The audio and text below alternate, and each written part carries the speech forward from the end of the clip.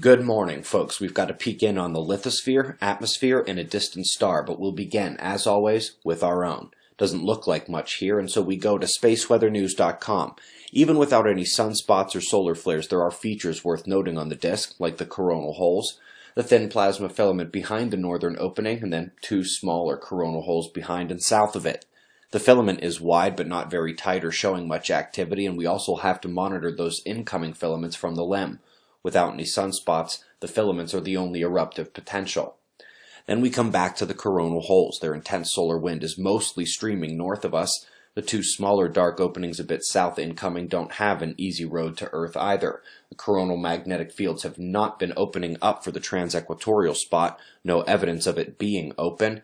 Meanwhile, you can see top left that the one bringing up the rear does indeed have a coronal field opening. We'll have eyes on the solar wind today in case the departing area has reached low. Scientists have found a star almost identical to our own. The only significant difference is its chemical composition is heavier than our sun's. It has less hydrogen and helium compared to the other heavier elements, and they say it behaves similarly to our sun except with a 7.4-year cycle in place of the 11-year sunspot cycle on our sun. An interesting side note is that these scientists believe the sun has a strong climate modulating power, more than the mainstream in general, and they more than hint at it in the article. Supply runs are underway and plans for evacuation are being put in place just in case this Papua New Guinea volcano gets any worse. Thus far, the thought-to-be asleep mountain has just put on a visual display of smoke, but they are preparing for a worst-case scenario.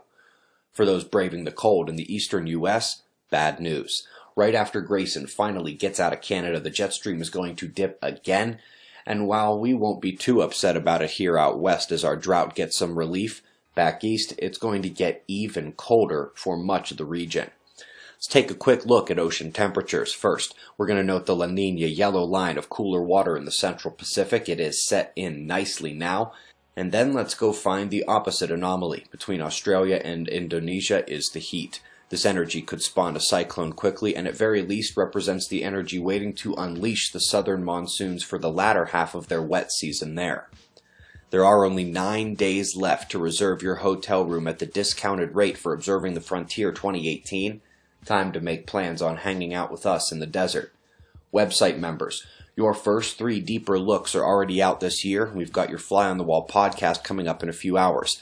9 a.m. Eastern Time will be on the members chat page live to hang out. We've got the world on wind maps and shots of our star to close. We greatly appreciate your support and we'll do this all again tomorrow, right here. But right now it's 5:40 a.m. in the new Valley of the Sun.